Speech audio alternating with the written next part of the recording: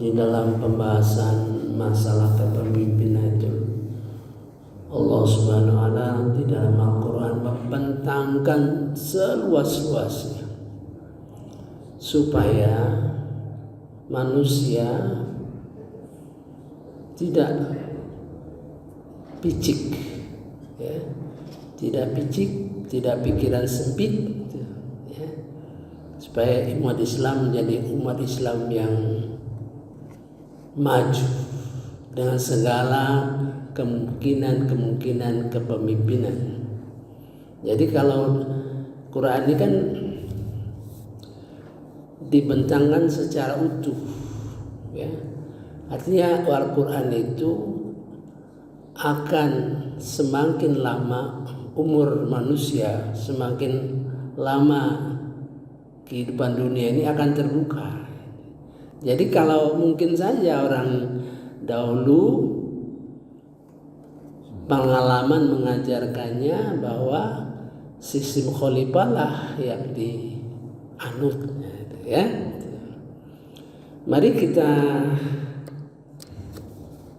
bahas mengenai khalifah. Jadi ada yang imamah, ada khalifah, ada wali, ya. Jadi kemungkinan ini timbul, ya, sesuai dengan keadaan yang memungkinkan.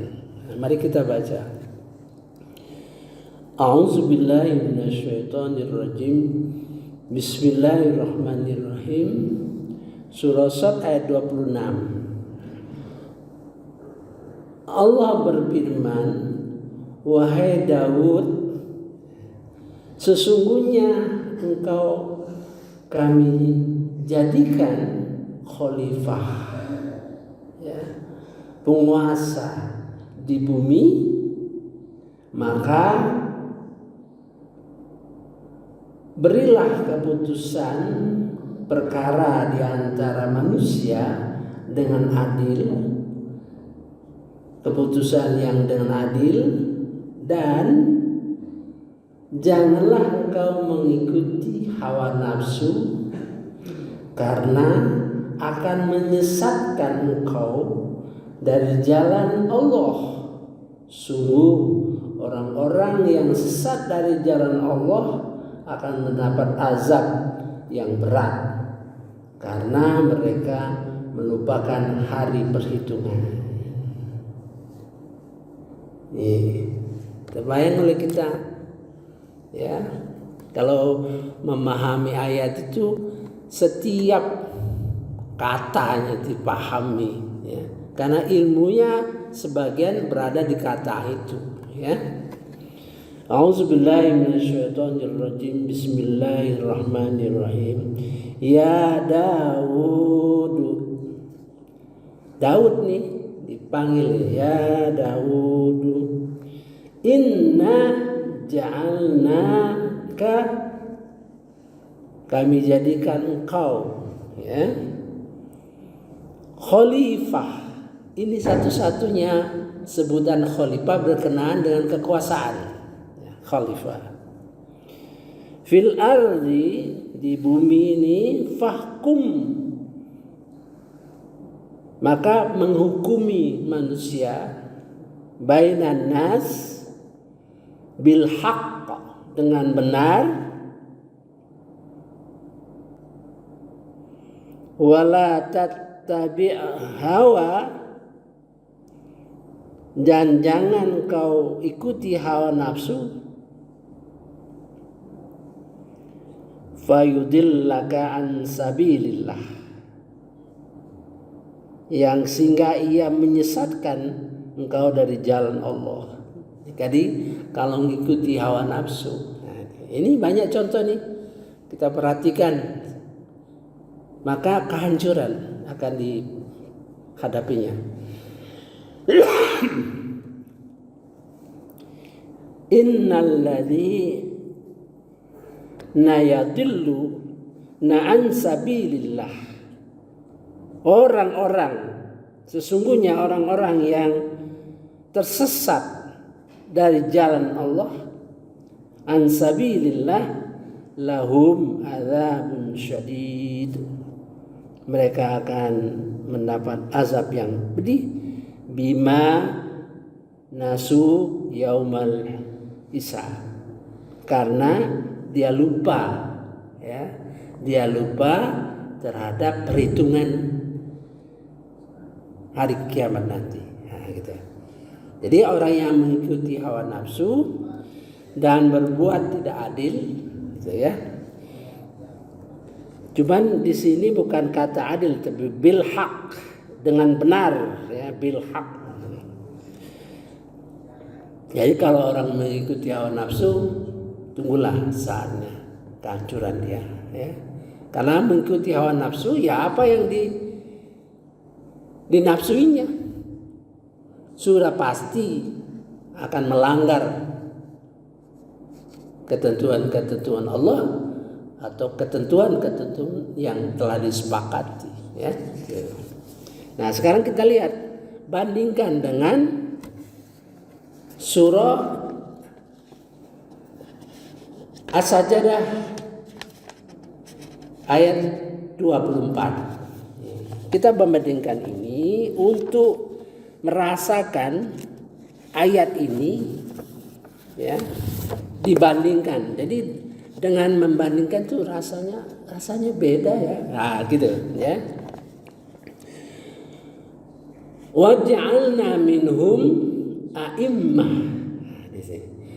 Akan kami jadikan di antara mereka, ya, a'immah, pemimpin. Ya, jadi imam di sini disebut Allah imam. Yahdu nabi amrina, yang memberi petunjuk dengan perintah kami. Artinya pemimpin itu akan lahir seorang pemimpin yang memberi petunjuk, memberikan pandangan, memberikan pendapat, ya, kepada rakyatnya, memberikan ide gagasan bi amrina, itu atas perintah kami. Artinya sudah pasti tidak bertentangan dengan Al-Quran dan hadis. Artinya orang itu paham, nah, gitu, ya.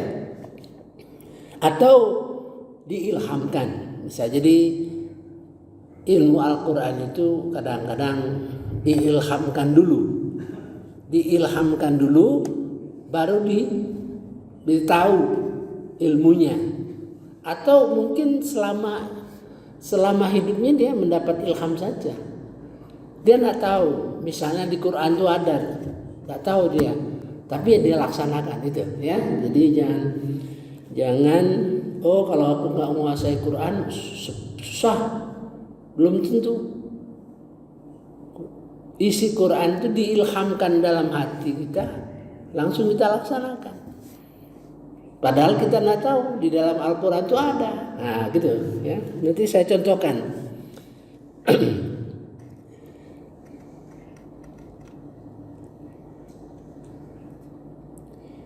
Lama sabaru, ketika mereka sabar, wa kanu bi ayatina yuqinun,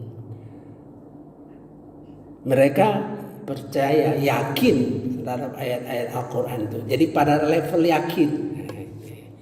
Ini kejadian yang akan terjadi di sekitar itu, ya. Inna rabbaka, sesungguhnya Tuhan engkau. Bicara dia kepada Nabi Muhammad SAW. Ayat tadi sebelumnya dia menceritakan, Allah berbicara kepada Nabi Muhammad bahwa di antara mereka, ya. Nah, sekarang dia bicara kepada Nabi Muhammad, Inna rabbaka, sesungguhnya Tuhan engkau. Nah, gitu.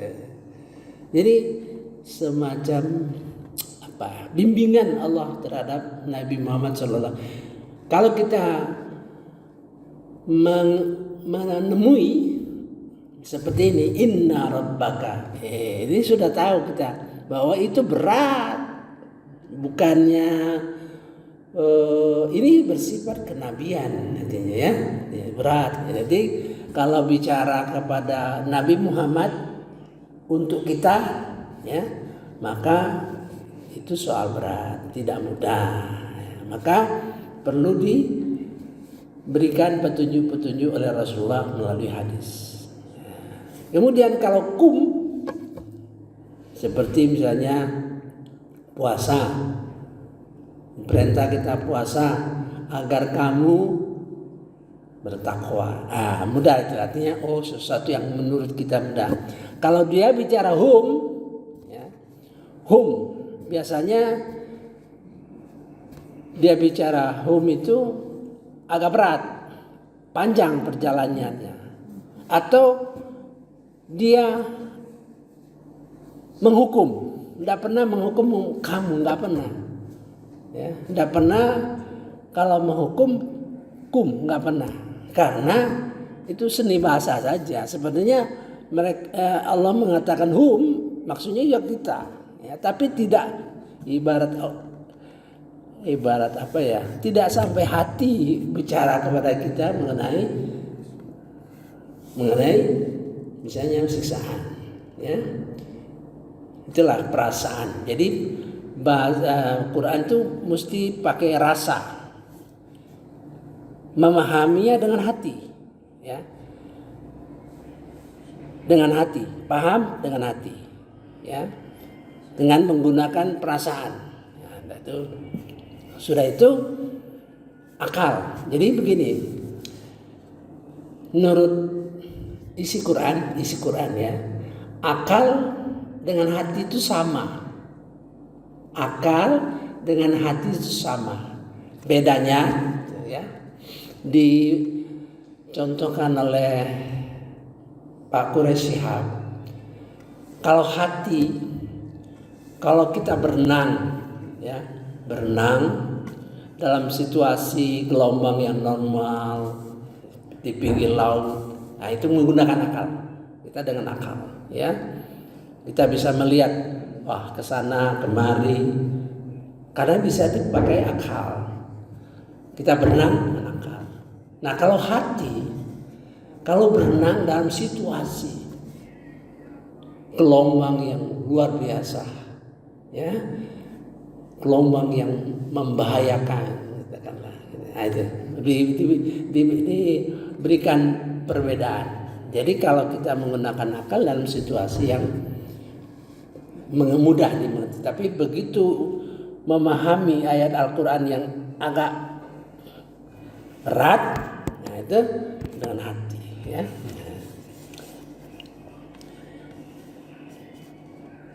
Huwa yafsilu bainahum yaumal qiyamah, dia memutuskan perbedaan. Jadi kalau ada perbedaan mengenai kepemimpinan, maka keputusan yang terakhir adalah final, Allah yang akan memutuskan, gitu ya. Fima kanu fihi yahtalifun, segala apa saja yang kamu mengalami perbedaan. Nah, sekarang kita kembali ke ayat ini, ya. Ayat ini ditujukan Nabi Daud. Jadi tingkat khalifah itu sangat tinggi, ya. Khalifah itu sangat tinggi, ukurannya sangat tinggi, sampai-sampai dicontohkan bahwa khalifah itu diperintah kepada Nabi Daud. Jadi kita punya rasa itu, ya, wah tinggi ini. Saya sudah pernah jelaskan, ya, doa seukuran kita, ya, seukuran manusia biasa yang tingginya, yang sangat tinggi, tapi karena doa itu diperintah kepada Abu Bakar untuk bacanya waktu ayat itu turun. Rabbi auzi'ni an ashkura ni'mataka allati an'amta alayya. Itu doa dalam surah Al-Ahqaf. Kita berdoa, ya Allah, ilhamkan aku, beri aku petunjuk, ya, untuk mengerjakan suatu dalam rangka bersyukur, ya, nikmat yang kau berikan kepadaku dan kepada orang tuaku, ya, kedua orang tuaku, untuk melaksanakan ibadah yang kau ridhoi. Nah, itu agak istimewa itu, ya. Jadi ibadah yang dia diridhoi. Jadi bermacam-macam ibadah yang mungkin dapat kita lakukan, mana pilihan yang paling kau ridhoi, gitu, ya. Nah, sekarang itu berarti khalifah itu segelas nabi, ya. Tuh. Untuk menetapkan segala sesuatu ya sebagai khalifah, artinya menetapkan segala sesuatu, menghukumi manusia gitu kan, dengan bilhaq, dengan benar, dengan ilmu. Seperti yang lalu mengenai raja, ya, di mana syarat raja itu satu, fisiknya harus prima, gagah, fisiknya kuat, harus kuat. Tidak mungkin raja itu lemah fisiknya. Kemudian ilmunya luas. Oh, jadi kalau raja itu fisiknya kuat dan ilmunya luas, itu dipakai, ya. Jadi pada waktu dijadikan raja, ya, raja, Allah menetapkan seorang raja. Nah, syaratnya itu ilmu. Nah, itu dipakai juga di dalam khalifah, gitu, ya. Jadi bukan ayat itu lepas. Jadi cara kita memahami Al-Quran itu satu, kalau ayat itu sudah kita pahami, jangan lepas lagi, ya, jangan lepas lagi. Ingat selalu. Nah, nanti ketemu ayat lagi, dia akan membantu kita untuk mengerti ayat-ayat lain, ya, mengerti ayat-ayat lain. Itu beratnya Al-Quran itu, ya. Nah, kemudian bilhaq, dengan benar, dengan adil. Ada yang mengatakan ini adil, ya. Tapi saya kira bilhaq itu lebih keras. Bilhaq itu lebih keras, ya. Berdasarkan hukum-hukum secara benar, secara adil, lebih luas, ya. Wala tattabi'il hawa. Nah, jangan ikuti hawa nafsu. Jadi pemimpin itu jangan ngikuti hawa nafsu, apa yang dimaui oleh rakyat. Ya, kalau kita mengikuti hawa nafsu, nanti akan digiring oleh setan. Setan akan menggiring, ya. Saya sudah menyampaikan 2 ayat berkenaan orang yang mengikuti hawa nafsu. Satu, ayat yang berkenaan dengan orang yang sederhana saja. Kedua, orang yang berilmu. Ya, kalau orang sederhana saja mengikuti hawa nafsunya, ya, orang yang biasa saja, orang yang sederhana saja, maka mengikuti hawa nafsu dia itu tidak terlalu bahaya kepada dampak, ya. Katakanlah hawa nafsu dia sebagai ketua RT misalnya, ya, paling-paling jadi gaduh, atau mengikuti hawa nafsu sebagai kepala rumah tangga menimbulkan dampak perceraian misalnya, gitu, ya. Tapi kalau orang pintar berkuasa, bahaya ini, dampaknya besar sekali, seperti yang kita alami sekarang ini, pemimpin yang mengikuti hawa nafsunya sehingga tidak bilhaq, ya, tidak menurut yang hak, ya. Wala tabi'il hawa fayudillak, ya, menyesatkan engkau an sabilillah. Nah, ini dia bicarakan kepada Nabi Muhammad. Nah, sekarang keadaan itu berlaku pada orang-orang, ya. Innal ladzina yadilluna an sabilillahi lahum adzabun syadid. Dan orang-orang yang mengikuti sesat karena hawa nafsunya, maka dia akan mendapat azab yang pedih. Kenapa? Karena lupa. Ya. Karena bima nasu, karena lupa yaumal hisab, hari perhitungan. Ya.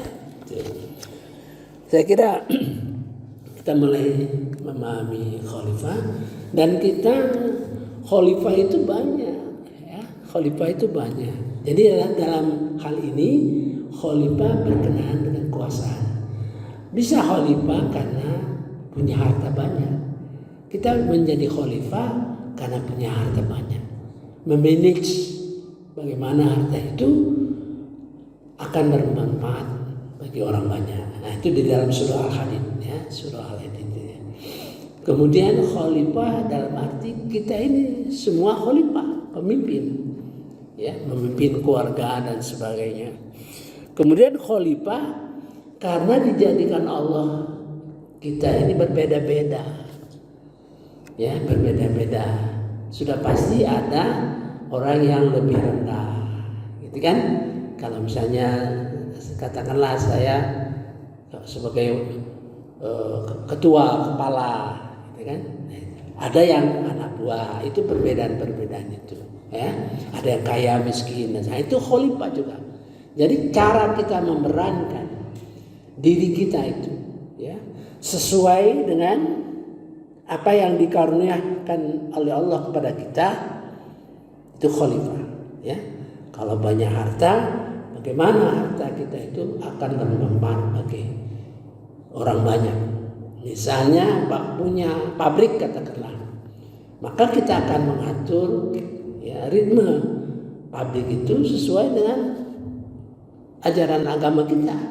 Misalnya pagi-pagi udah datang, nah, gitu kan? Pagi-pagi sudah datang. Habis subuh karyawan disuruh cepat kerja. Nah, itu tergantung kita, gitu kan? Nah, misalnya rumah sakit Syariasi ya, itu subuh-subuh sudah dikasih makan obat, gitu. Ya, subuh-subuh sudah makan obat. Gitu. Kalau kita sakit, itu tergantung daripada kemampuan kita menggunakan apa-apa yang dianugerahkan kepada kita sehingga segala sesuatu berjalan. Nah, misalnya ilmu merupakan karunia Allah pada kita sehingga kita bisa mengajarkannya, bagaimana memanage ya pengajaran itu. Pengajaran itu harus diolah dengan baik gitu ya. Misalnya mengajar Quran itu udah bisa kita. Jadi ada semacam rumus lah ya. Itu juga ada ayatnya ya. Tidak mungkin seseorang bisa mengajarkan Quran kalau dia tidak mendapat hidayah.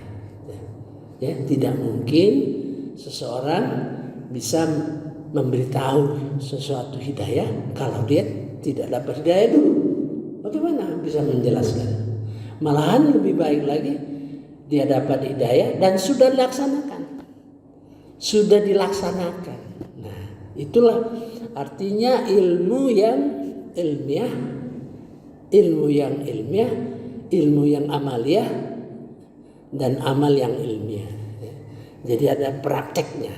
Jadi lalunya ibarat Quran ini seperti gunung agar kita mencapai ketakwaan yang setinggi-tingginya ya.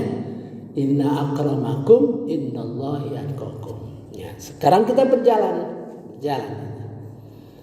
Siapa yang berjalan lebih dulu bisa menjelaskan kepada orang yang kemudian. Tapi apakah perjalanan kita itu sudah sampai di mana? Ya, baru sampai di mana kita nggak tahu. Ya, berjalan terus ya. Ya kalau misalnya perjalanan saya itu tingkat 2, ya sudah pasti bisa mengajari yang tingkat 1. Nah, gitu kan. Terus kita berjalan, kita nggak tahu. Pokoknya target kita paham Quran dengan sebaik-baiknya, sedapat-dapatnya, semampu kita sampai kita meninggal dunia nanti. ya, sampai kita meninggal dunia lagi. Untuk apa? Untuk memberi pertanggungjawaban kepada Allah. Bukan soal hasilnya. Bukan soal hasilnya. Apakah kita belajar itu nanti jadi apa, jadi apa? Tidak soal tambahannya. Dalam bahasa ilmiahnya deltanya itu apa. Maka terus. Nah, kemudian kita ada perintah dalam surah At-Taubah itu. A'udzubillahi minasyaitonirrajim. Ya ayyuhalladzina amanu taqullah. Hai orang-orang yang beriman, bertakwalah. Artinya di dalam proses menuju ketakwaan. Ya ayyuhalladzina amanu taqullah. Wa kunu, hendaklah kamu bersama ma'as-shadiqin, bersama orang yang shadiqin. Siapa itu orang shadiqin? Kita sudah jelaskan ya, bertingkat-tingkat. Orang shadiqin juga bertingkat-tingkat ya, tingkat-tingkat. Jadi siapa? Perintah itu pada siapa? Siapa saja. Maka kita juga berusaha mendekati orang shadiqin. Ya. Ada yang menafsirkan surat ayat itu dengan bahasa yang bagus sekali. Kalau kamu tidak dapat menjadi orang mulia, kalau tidak kamu menjadi orang mulia, maka belajarlah kepada orang mulia, ya. Dekatilah mereka dan jangan tinggalkan mereka. Nah, itu perintahnya, jangan tinggalkan mereka. Itu terus belajar. Jadi sudah jadi tradisi keilmuan. Kita belajar, ngajar, sampai kita memperoleh terus ilmu yang semakin tinggi. Jadi biasa sudah di dalam keilmuan ulama-ulama dulu ya. Kalau ulama sekarang kayaknya setelah ada perguruan tinggi itu tampaknya kurang ya. Kalau dulu si A guru kepada si B, kepada si C terus tidak berhentinya. Satu menjaga sanad ilmunya itu, turunannya itu bisa berlanjut gitu. Ya, misalnya kita belajar pada dua guru, ya Nah, guru tadi menyampaikan sama kadang-kadang dengan yang itu. Nah, itu dapat mengecek sanadnya ilmu itu ya. Sebab kemungkinan kita sesat itu besar sekali. Di dalam surah An-Nur, Nabi Muhammad pun diganggu setan dalam mempelajari Al-Quran ya. Nabi Muhammad pun diganggu setan. Hanya kalau Nabi Muhammad gangguan setan tadi dibuang oleh Allah Subhanahu wa taala. Misalnya dia mengeluarkan suatu hadis, nah, mana yang diganggu setan itu dibuang, itu dijamin oleh Allah Subhanahu. Kalau kita, apa kita ini? Ya, kalau nggak ada hati-hati, menimbulkan kesesatan. Ya. Saya kira kita baru buka khalifah ya, mudah-mudahan kita terus sehingga orang yang berpendapat khalifah itu tahu, oh ada khalifah, oh ada imam. Oh ada wali. Kapan saja Allah menghendaki lahirnya satu imam, kapan saja menghendaki lahirnya suatu khalifah, tergantung Allah. Cuman dipahami khalifah itu sekelas nabi. Nah, itu ya, cara memahaminya. Oh ini sangat berat. Ya, gitu. Ya. Subhanallahumma wa bihamdika, asyhadu an la ilaha illa anta, astaghfiruka wa atubu ilaik. Wallahu a'lam.